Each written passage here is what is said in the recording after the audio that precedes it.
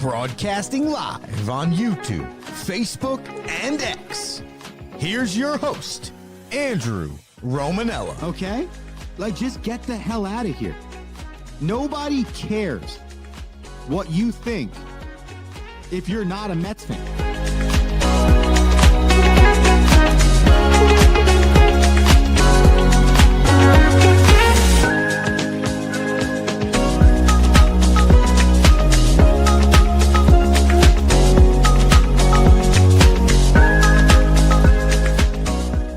What's going on, everybody? Hey, welcome into another edition of The Rome Show, broadcasting live on YouTube, Twitter X, Instagram, and Facebook. I'm your host, Andrew Romanella. We got you for the next 30 minutes or so, and we are back, baby, in our home studio, and it feels fantastic. We have a great Friday show for the people. We're going to talk a plethora, a charcuterie board, if I may, of sports topics, starting with the crazy scandal in the NCAA, which sees over 20 players, over 17 Division I institutions, and over 29 games have potential point shaving fixes on them dating back to 2022. We'll talk National Football League because Saturday and Sunday is a two-day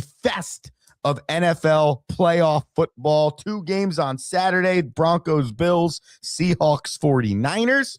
And two games on Sunday, Patriots, Texans, and Bears versus Rams. We'll break those down for the people.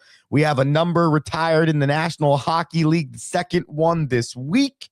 Why is this number important? Because Rocky Romanella brought it up on Tuesday. If you missed it, Hockey with Rocky, wherever you get your podcast. He scored a goal with the point he was making, starting with Steve Yzerman's 91, Fedorov 91 being retired by the Detroit Red Wings. And another signing in Major League Baseball. We ain't going to talk about this for long.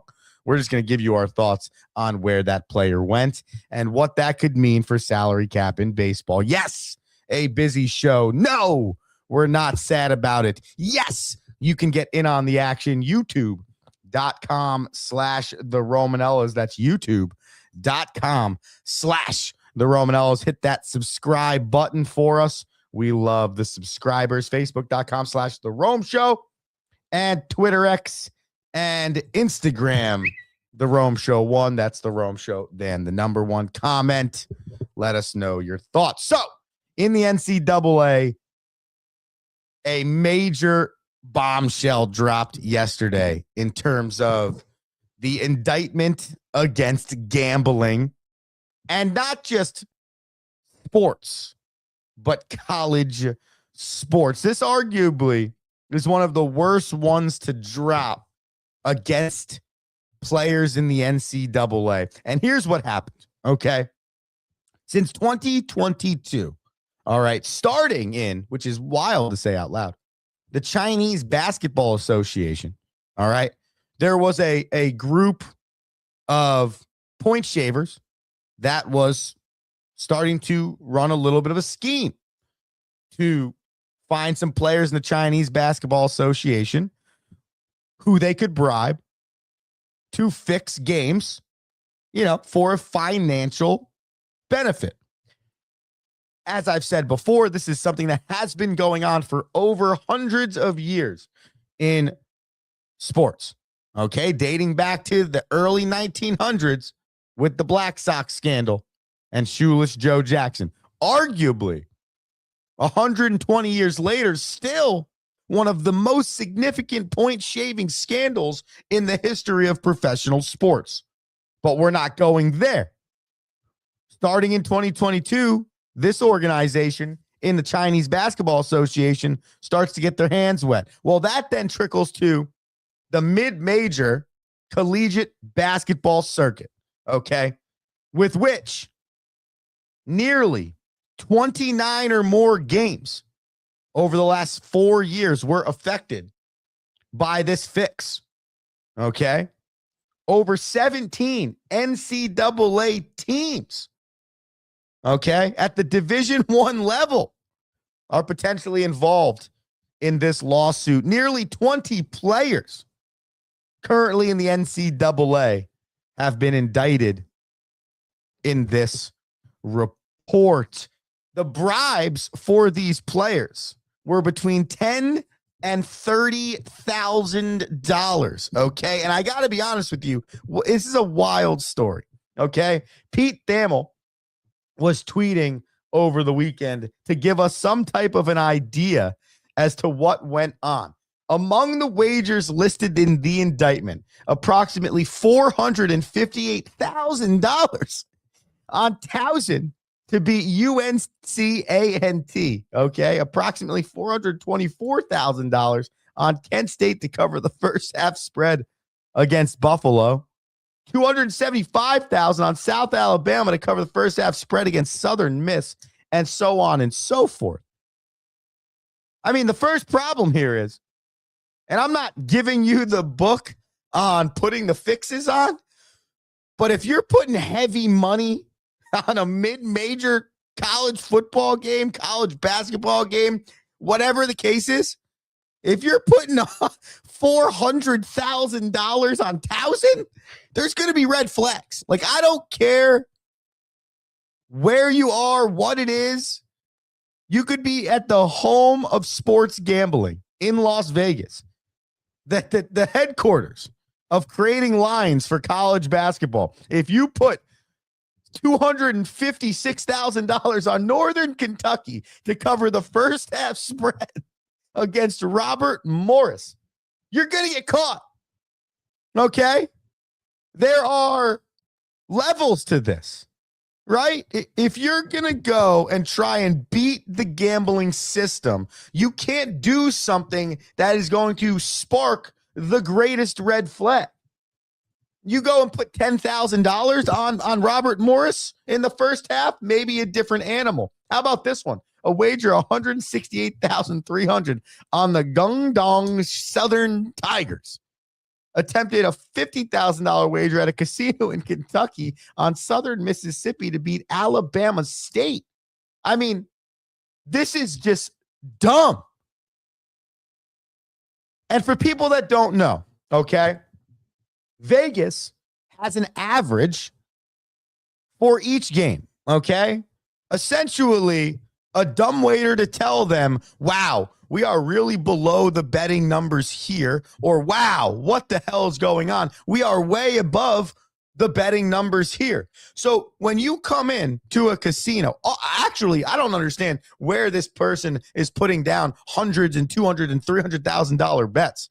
I don't know many sports book right now that'll let anyone walk in. Pick the two best teams in the country, okay? Put those two on the court. You walk in and you say, I want $250,000 on UNC over Arizona first half spread, right? No, you're not allowed. That is a red flag right there. So the fact that, okay, and this gets better. I got some more things to read for you. The fact that they thought, yo, I'm going to drop $300,000 on LaSalle. LaSalle against St. Bonaventure or Fordham's dude to go under in his points. It's like, that is the most obvious red flag of all red flags. Okay? So that there was your first issue. Besides the illegality of just simply point shaving because you're a college athlete, okay? It's the stupidity, okay? I'll take it a step further. Not only are they point shaving the easiest games in the history of time to figure out, wow, that doesn't look right. They're texting each other, okay? How about this? Here's an excerpt from the report. This money's guaranteed. I'm going to be at the game with the money, so I just don't want no issues on y'all end. Defendant Kotile responded affirmatively to his text and reassured Defendant Smith, the guy running the point shaving scheme. Defendant Smith then sent the defendant Kotile a paragraph of approximately a photograph, of $100,000 in cash that the defendant Smith was going to carry on the plane, acknowledging the large amount of money at stake in the point shaving scheme. Defendant Smith's commitment to making the payments at Kennesaw State for the players to participate in the scheme. It continues on. It has been leading up to the game between North Carolina A&T and Towson. Defendant Jalen Smith communicated via text and on the telephone to Cameron Shield about the details of their scheme and the fix and the communication. For example, defendant Smith directed defendant Shell to ensure that North Carolina A&T failed to cover the spread and the score would not be close. Okay. How about we go forward on a February 29th, 2024, an NCAA basketball game between North Carolina and Towson. I mean, like that is unbelievable. Like just the stupidity that exists to believe that you're going to get away with that when you're talking to players on Kennesaw State. Okay. And it poses a greater question. And this is not a question that you can get an answer to. And this is not a problem, ladies and gentlemen, that you can solve right away. Okay? Because greed is greed. Money's money. Wanting money is wanting money. And we've seen it across the board from some of the higher NIL earners. We've seen professional athletes be indicted on this stupidity, retired professional athletes, and we've seen every level of college kid known to man, and it's never going to change, okay? It's only going to get harder to defend. And I think the online sites have made an aspect of it easier to figure out because your name's linked to your account on a computer from anywhere in the country. We can figure out where you're putting that money down. But like I said, to start the show, Shoeless Joe Jackson, 1918 or something like that, World Series, okay, whatever it was, the Black Sox scandal, point shaving in the World Series. It has been over 100 years that we have been dealing with this issue, okay? So it's not going away. I don't know what the answer is, all right? But what I do find fascinating to close up our point here, I find it fascinating how much stupider these stories get. I find it fascinating how simple it is to catch these people. I find it fascinating how even the guys, and maybe this is why they're doing illegal things, but even the guys that are coming up with these schemes and recruiting the players and going through all this intricacy to try and win all of this illegal money, can you not be smarter, right? Like, hey, we're never going to throw more than $5,000 down on one of these mid-majors, okay? But 200s of 300 of 400s of thousands of dollars? Wild. And this is, again, just another story along the journey. Why does it feel worse now, though? Well, because if you're the kid at Kennesaw State or Robert Morris or Fordham or LaSalle or one of these schools, and you're one of these 20 players, why'd you do this? Well, because I'm not getting NIL money like the rest of these cats, okay? I'm not getting $500,000 a year from my program, okay? A vast majority of collegiate athletes are still just collegiate athletes. A large majority of Division I collegiate athletes are still just scholarship Division I collegiate athletes. And when a dude's about to send me a photo of $100,000 in cash, and all I got to do is throw a few balls out of bounds, have a bad first half, and bang, I get that money in cash. Why wouldn't I? Why wouldn't I think about that? Life-changing stuff, family-changing stuff. And again, you don't think that anyone cares about Kennesaw State basketball. You don't think anyone cares about the first half in the Fordham game in the Bronx. But hey, I'm here to tell you, Vegas cares. because Vegas is not about to be in the business of you screwing them over.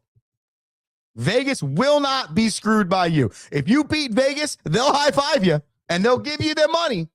But Vegas is not about to be screwed by you. So it's never, ever going to get past somebody. It might last for a certain amount of years. You might get away with it for a little bit, but at some point in time, those red flags are going to start to wave. And the system says, no, this don't look right. And until we find a way, and I know revenue sharing is coming to college sports, and that can help maybe push the money a little bit deeper into the pockets of more players in the NCAA. I understand that. But now you have a divide of the top 1% of Division I kid getting an NIL. The next percent of Division I kid getting all scholarship, maybe a little bit of money. The next level of Division I kid that's just getting scholarship money. The next level of Division I kid that doesn't get any money whatsoever. Okay? Then you have the D2 and the D3 athlete. There are so many more levels to this. So when you're on a basketball roster and the top 3 kids on your team are making $500,000, $600,000 a year, and all you're getting is scholarship money, which is awesome, but that's no longer awesome because of NIL and all the other things that people can get. It crosses your mind. Hey, man, one game, I throw one game, and I can make this much money. I think I might have to do it. Our girl Meg writes in from Australia. What the hell is that? Greed is good. I just watched a documentary on the Black Sox. House always wins. Yeah, Meg, you're 100% right. It's like that is, you're going to casinos. You're making sports wagering bets. You're doing all of those things, understanding that the percentages are not in your favor. Okay? You understand that. That's why at the casino, certain games are more intriguing to certain people than others. It's as much about the fun, as it is about the odds, right? The odds are a whole lot different in roulette than when I'm playing blackjack. So, yeah, of course, I might feel some type of way about what money I put on the table in roulette compared to what I might put down on blackjack and how I spend that money trying to win some money back. Playing a slot, a whole lot different than playing 3-card poker, right? You're right, Meg. House always wins, finds a way. And so in this example, they won for 3.5 years, right? But then the house always wins. They're going to find out. The red flag's going to trigger. It's going to happen. And in this case, I guess 460,000 on Kennesaw State Towson might have been the dagger. Meg, let's go Seahawks. If you stick with us past the commercial break, we are going to discuss the Seattle Seahawks. I am too stupid to bet even when I'm at the casino. Good at the casino next week. We can go through we have a few different games here that we like to play. Meg, we could take you through, help you with your time at a casino. She said, I saw a lady throw down $16K in blackjack and lost it all. If you want to write in like our friend from down under, youtube.com/the Romanellas, Twitter X, the Rome Show 1, and Instagram. By the way, Meg, I've watched some stuff like that happen too, and it's like, damn, I'm just here to have a good time. I hope I win some money, but like, damn, did you really just do that? And they don't think about it. That's the wild part. We got some write-ins on Instagram. Jake Keenan 26. Good vibes from the Rome Show. I appreciate you, Jake. We are trying our hardest to bring the good vibes every morning. I guess I have a player set of people. Blake Heitzman, yo, Rome Show. And now they're talking to each other. This is electric. I appreciate the boys for tuning in. I would argue, no, I don't think it's an argument. I think it's true that most of my fans on this show probably come from my baseball coaching career. I said this on the show the other day, actually. The Rome Show podcast. We reach your podcast. Just search the Rome Show podcast.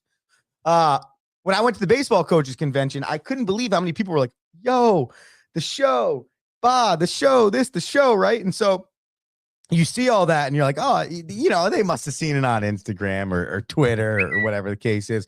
But I'm starting to realize we got a nice little baseball following here. And I love that.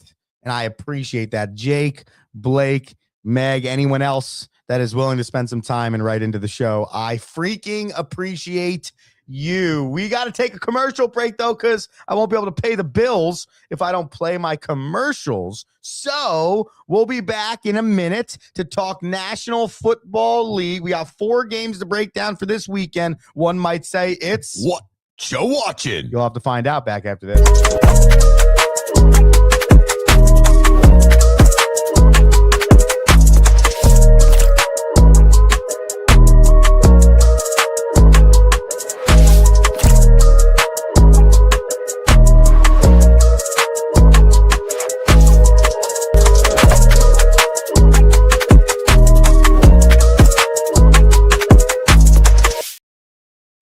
What is one thing every great leader has in common?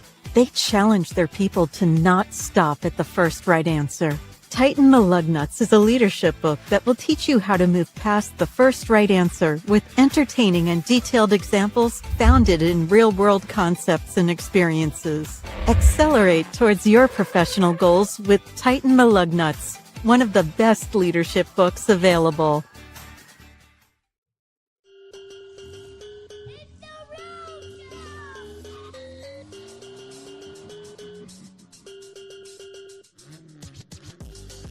What's going on? Welcome back into the Rome Show here on a Friday, January 16th, 2026.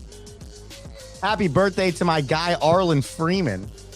Probably definitely not listening to this, but it was Arlen's birthday yesterday. We were not live on air. I'll explain that in a second. But I wish my guy Arlen a happy birthday. That type of friend that'll always show up. You know, you invite him to anything. Like, hey, we're going to do a family dinner for insert something reckless here. Like, not even close to the realm. Oh, we just planted a plant outside. And we're doing a family dinner. And we want you to come celebrate. That man will show up. He'll show up. Hey, man, one of my buddies got this lake house. Yo, I'll be there. Always. That is a great friend, Arlen Freeman. As somebody that has been on the show talking the other way about friends, it is very nice to be able to celebrate somebody that has a lot of respect for you. You have a lot of respect for him. The last thing I'm going to say before I continue on is I was laughing in the commercial break about my guys, Jake and Blake, writing in on the show. I had the pleasure of coaching Jake for 3 years. I currently am in my 4th year of coaching Blake. And it is funny to watch the way those guys grow and develop and they become themselves over the course of their college career. And, you know, for me to be able to sit here and enjoy this moment is cool. And, you know, me and Jake probably went back and forth. Oh, man, I'm sure if you're listening to this show and you played baseball for me the last 4 years and Jake was on the team, you probably saw fireworks at least 7 to 10 times between the two of us. And it was always love, it was always competition, and it's fun. It's fun when you see those things come full circle, right? Because in the moment of battle, you're yelling at each other, you're mad at each other, whatever. And it's like, oh, man, how do I play for this guy? Or how do I coach this kid, right? And then, you know, the dust settles, and then you realize, like, oh, this is what his thought was. This is what my thought was. But I got to be honest with you. It fires me up. Now I think every time I see a player or former player right on the show, I'm like, they go to the first story I can think of. And with him, it was fireworks, but it was freaking awesome. So I've been able to watch these guys grow. And I guess they've done the same for me on the Rome Show. So I appreciate you guys taking the time. And you don't have to, you're more than welcome to chirp me out as well. I'm sure that the fans would appreciate that. All right, we get the National Football League. Let's do it. Here's what we're going to do, like we always do. To keep myself on time, we put the music on. We make sure we cook through all the different games, and we give you our thoughts. We got 4 games this weekend. We got 2 on Saturday, and we have 2 on Sunday. By the way, this is a complete side note, but I think it's a side note that needs to be mentioned. Wild card weekend, can we just do the same thing? Okay. Can we get rid of the Monday Night Football and Wild Card Weekend? I feel like you get there and everyone's like, all right, I'm good. It's like, and that game sucks, and maybe that has something to do with it, but I think once the regular season ends, get Monday Night Football out of there, and let's just get to Saturday and Sunday. But nonetheless, divisional games, Saturday and Sunday. Broncos versus Bills. Seahawks versus Niners. Patriots, Texans, and Bears versus Rams. Starting with the Broncos versus the Bills. The Broncos, they're the 1 seed in this AFC side of the bracket. They had the first week bye. They're favored in this game by 1.5 points. Let's break them down. Coming into this contest, the Broncos, they are one of the best scoring defenses in the league. Top 5 in opponents' points per game and top 6 in defensive efficiency. We're going to mention the defensive efficiency a few times during this breakdown. What is defensive efficiency? Long and short, yards allowed, points allowed, expected points added, i.e. how well your defense prevents the other team from scoring, and just having a quality offense in general. So the Broncos come in here with one of the best defense in terms of holding teams to points and one of the best defenses overall from an efficiency standpoint. On the flip side, however, their offense is just okay. When you look at the explosive number stats for the Denver Broncos and you look at the scoring stats and you look at the first half stats, this is not an insanely explosive offense. It's a good offense. Excuse me. It's an offense that has the ability to be great, but they're hitting conversions in terms of first down, second down, third down at a 71% clip. That is second worst for the teams remaining in the postseason. They're averaging 0.03 points per play, good for like 12th in the league. Points per drive, only about 2, and explosive play rate at a 5.3% clip. All of that rolled up into a ball. This offense is between 10th and 15th in the league.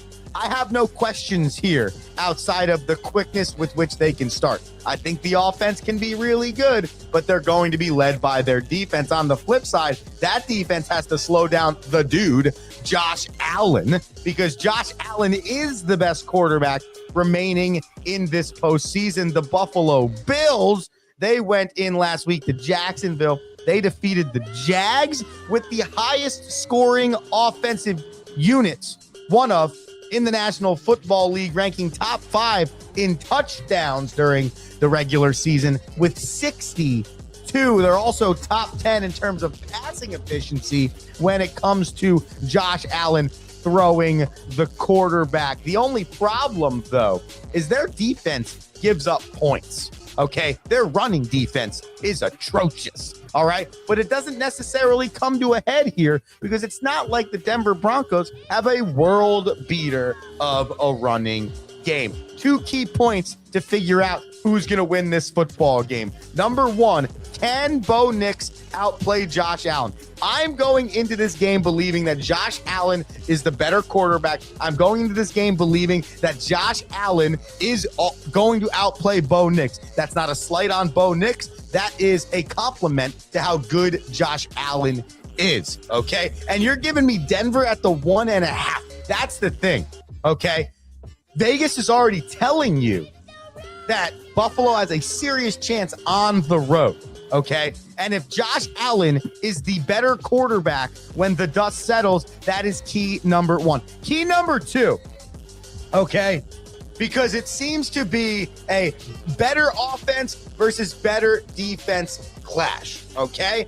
Can the Buffalo Bills keep the Broncos at bay in the second half? That sounds like a wild key, right? But it's not, because this Denver Broncos team has historically this season played very poorly in the first 30 minutes an elite level in the last 30 minutes. I think halftime matters in this game. I don't think the score at halftime matters at this game. And I think it comes down to the second half defense of the Buffalo Bills, okay? Because as they proved in Jacksonville, they can make the subsequent adjustments and they can be good enough to keep this very good offense and this very good quarterback in striking distance to win a game. But can they play a full 60 minutes? Well, this is the one team, like, I feel like 100% of the time you cannot afford in the second half, especially, to fall asleep. They've done it all freaking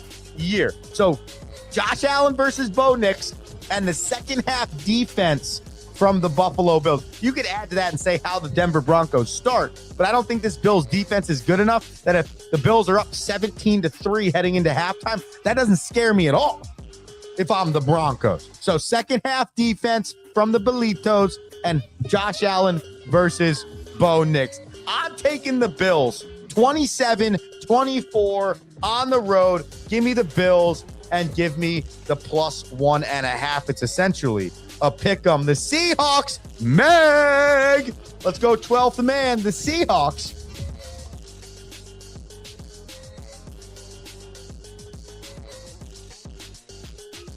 There's okay. Seahawks, Niners. That'll happen for game number 2 on Saturday. All right, here we go. Seahawks are favored in this game by a total of 7. It's favored by 7 in this contest. The Seahawks are. The Niners, I think it's pretty obvious. The Niners are arguably the most banged up team. They've been the most banged up team the entirety of the year. Kyle Shanahan, I think, best head coach remaining in the postseason. George Kittle out with a torn Achilles. That's a huge hit. But I'm not going to say that's the difference maker, because all year we've watched this San Francisco 49ers team battle beyond what's on the field. All right. And Fred Warner coming back or not coming back, I don't believe makes a difference, because a guy coming off a broken ankle, having not played in 12 weeks, I don't necessarily think is the biggest jolt to your team. Okay. But it's hard to say when it's Fred Warner. Nonetheless, I digress. We stay on the game. Seattle favored by 7. San Francisco, their offensive efficiency is ranked 8th in the league, but that's it. They don't do anything recklessly spectacular outside of Christian McCaffrey. It's a solid offense and it's a solid defense. The Seahawks, on the other hand, have arguably, at least in my opinion, the best defense in the league. When you look at the defensive metrics, okay, the Seahawks are only allowing their opponent to convert downs at a 65% clip. The Seahawks are holding opponents to 4.6% of the time having explosive plays. They are a league best 1.5 points per drive allowed. Think about that. Think about that for a quick second. That is rather impressive. Okay, 1.5 points per drive allowed. This is a team that is suffocating on defense, and that is the difference maker. Okay, we've watched all year Sam Darnold and this offense be solid. Jackson Smith and Jigba is arguably the best wide receiver in the league, but it's a defensive-led team. This Seahawks team, their bread and butter is the defense.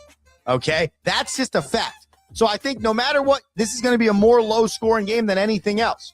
All right, and the doors only get blown off if the 49ers cannot mimic the defensive performance that they had last week, which in Philly was a rather impressive defensive performance. But these two offenses cannot be considered the same. Meg writes, as we continue on here, not taking the Niners for granted. No chance. I said it. Best coach in the playoffs. And I think that's the neutralizer. Okay. Can Robert Saleh, Kyle Shanahan, and this coaching staff create a scheme that really keeps this offense at bay, like 10, 13 points, and then Can you find enough points with Jawan Jennings, Christian McCaffrey, and Brock Purdy? Can you find enough points to be able to beat Seattle? We'll find out. I believe the Seahawks win this game. Okay, I'm taking Seattle winning, but I think the 49ers can cover the 7 points. I truly do believe that. Okay, so give me Seattle on the money line, but give me the 49ers at the +7. Meg writes, best coach is Mike McDonald. Respect that name. Let's flip back to the AFC where we have the number 1 seeded Patriots hosting the number 2 seeded Patriots hosting the number 5 seeded Houston Texans. The Texans are on a 10-game winning streak. They are the hottest football team in the NFL. If the Seattle Seahawks are the number 1 defense in the NFL, the 12-5 10-game winning streak Houston Texans are the second best defense in the National Football League. This offense has been mid-tier. Their passing efficiency with CJ Stroud has been about 12th to 15th ranked. And CJ Stroud last week did not look very good. Okay, fumbling snaps, him and the offensive line not on the same page. Just things that you don't want to see if you believe you're going to make a Super Bowl run. Okay, so how much confidence does that give you? Well, like I said, this is the second best defense remaining in the postseason. But you go against Drake May and a top 5 efficiency offense in the league. Top 5 in points per drive, top 5 in explosive plays, top 5 in points per play. Okay, the Patriots are up there offensively. And by the way, they're also a top 3 scoring defense. The Patriots are top 3 in opponents' points per game, top 5 in yards allowed, top 5 in run game efficiency, and top 5 in third down percentage. Okay, so what does that tell you? Well, the Texans, okay, or the Patriots, they're favored by 3 in this contest. First off, whatever the over-under is, hammer the under. This is going to be a very defensive game. If either team pops off with some offense, I believe it's Drake May and the New England Patriots. I don't know. With how good each defense is, I don't know if either team scores 21 points. So I'm going to take the Patriots here, 21-14. Traditional score. You ever seen that? I haven't seen that in a while. Give me a traditional 21-14. Patriots win that one. Finally, the Chicago Bears. The Bears. They host the Los Angeles Rams, and the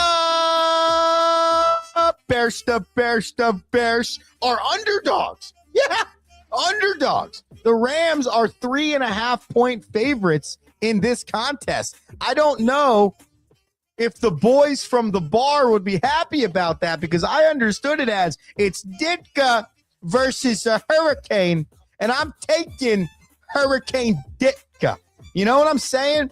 And I think the reason why the Bears are underdogs at home is 1 point and 1 point only. It's Caleb Williams. It's Caleb Williams. Okay?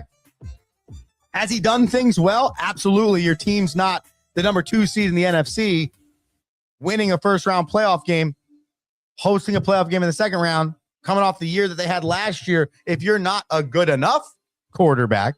Okay? But Caleb Williams does not give me the full belief that a lot of these other quarterbacks give me. Okay, look at the guy on the other side, for example. If you put Matthew Stafford on the Chicago Bears team, you would probably have a lot of people believing that Chicago is the favorite to win the Super Bowl. That's what an elite level quarterback is supposed to do for you. He's supposed to take your program and bring it to the next level. So Caleb Williams going to have the best game of his career if he wants to beat this Rams team, who has scored 518 points and is averaging 30.5 points per game. 30.5. Okay? Pick your poison. Tight end, wide receiver, running back, 2 tight ends, 2 wide receivers, 2 running backs. They got 2 of everything. And arguably, if not arguably, he is a Hall of Fame quarterback. Whoever doesn't say he is should go take a hike Matthew Stafford, probably the MVP of the league. Okay. And Sean McVay right there behind Kyle Shanahan in terms of one of the best coaches possible. I believe in Stafford. I believe in the Rams. I don't necessarily believe in their defense. Okay. But their defense has had good enough spurts that's like, man, if they show up, they can rattle this kid. And this could be a gross game for the Chicago Bears at home. I'm taking the Rams. I'm taking the Rams at the -3.5, and I'm calling it 31-27. Yeah, 31-20. I had to make sure that was -3.5. 31-27. Those are my divisional picks for this weekend. I'm just saying, we've been kind of on a heater recently.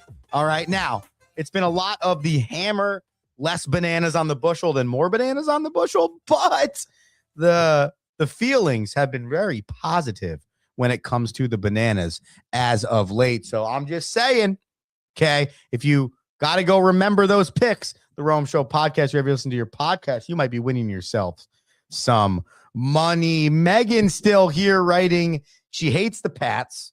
She hopes the Bears smash the Rams.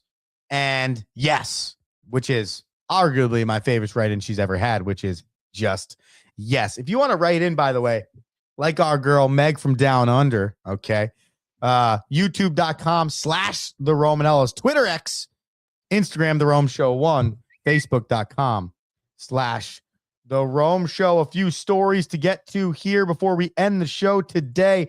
Zdeno Chara has his number retired by the Boston Bruins. His number 33 goes up into the rafters in Boston. Zdeno Chara had some really cool things to say in his speech, which we'll get to in a second. 13th number retired by the Boston Bruins. 14 of his 24 seasons were played with the Boston Bruins. A 2011 Stanley Cup champion. 1,680 games is the most by a defenseman in NHL history, and a 2025 inductee into the National Hockey Hall of Fame. Some cool statistics. Zdeno Chara is the tallest player to ever play in the National Hockey League. And according to statistics and analytics and the All-Star game like 15 years ago, also has the hardest slap shot in National Hockey League history. He said this in his speech: without championships, you are not going to be successful. You're not going to be recognized. The championships, that's what they'll do. They'll raise everyone. They extend careers for everyone, he explained. They create dynasties. They create stories. They create memories. They created what we're experiencing tonight. It's very simple. Once you win the championship, everything gets so much better for everyone. And the beautiful thing about it, you create extended families with each other. It's true. You have bonds, you have friendships that are now still forever. It's amazing. It's like you're seeing your brother. You trust the person, you know everything about them, and anytime anybody needs something, you're there for them. That's what winning championships do, he said. Not just for a career, but for the rest of your lives. It means something very special. The Rome Show podcast, wherever you listen to your podcast, Rocky Romanella mentioned on Tuesday during Hockey with Rocky that in order to be great, and he was talking about the National Hockey League in this case, but it's true in every sport. In order to be great, you need a great captain. You need a great leader in your locker room. And Zdeno Chara was who he brought up at the time as to what every team should want in their locker room. And just hearing the words he just spoke while getting his number retired, an individual achievement, and standing up there and stating it is not about the individual, it's about the team. And by the way, winning changes everything. Winning championships changes an organization, changes a player's legacy, changes the amount of money they make, changes the history of time. And kudos to Zdeno Chara, a true leader, a true professional, for saying what needed to be said in his speech yesterday. Very well deserving of the number 33 in the rafters. Fun fact, there are two number 33s now hanging in the Boston Gardens. The first one, a hockey player, Zdeno Chara. And the second, you guessed it, Larry Bird, right? I know. You knew it. You thought about it. But then it's like, wow, that's crazy. Boston Sports has retired 2 number 33s. What a random number to retire. And 2 elite level players, historic type players in their sport. Kudos to Dano Chara. Finally, in boring news, because it sounds essentially like everything else, Kyle Tucker has signed with the Los Angeles Dodgers. Stop me if you've heard this one before. Yeah, it gets another womp womp. 4 years, $240 million. The rich get richer, as a lot of people have been saying. Kyle Tucker turned down a 4-year, $240 million deal by the New York Metropolitans. We're not going to get into this right now because it's a greater debate about where the state of baseball is, where the collective bargaining agreement's going to go. Is there going to be a salary cap? All of those things. But when a guy turns down 20 mil, like a 4-year, $220 million contract from one of the top 5 in terms of financial stability organizations in the number 1 market in the game, it's pretty obvious what's going on. Why would I not get the extra 20 mil and go play for the Dodgers? Like, why wouldn't I do that? And then on top of that, how is it that the Dodgers can always outbid everyone? Well, it's because the luxury tax, and they don't care how much they're paying on the luxury tax. And they're deferring all of this money like they're going to have a bunch of Rick DiPietros for the next 20 years to make sure that they can pay off all of these championships. I don't know where it catches up with them. I don't know if it ever does, but it's about to catch up to Major League Baseball, because you can't have every free agent and their mother signing with the Los Angeles Dodgers. Honestly, as a fan of the game, for all of the progress we've recently made with the excitement of the game, I think this is something that just continues to knock us backwards. And I know the players who are getting their money don't want the salary cap, but the sport needs it to survive. This is an unhealthy way to go about it, because God forbid another owner can come in and start doing what the Dodgers are doing. Then you're truly just getting into a 2-head race for the history of time. And that's not fun.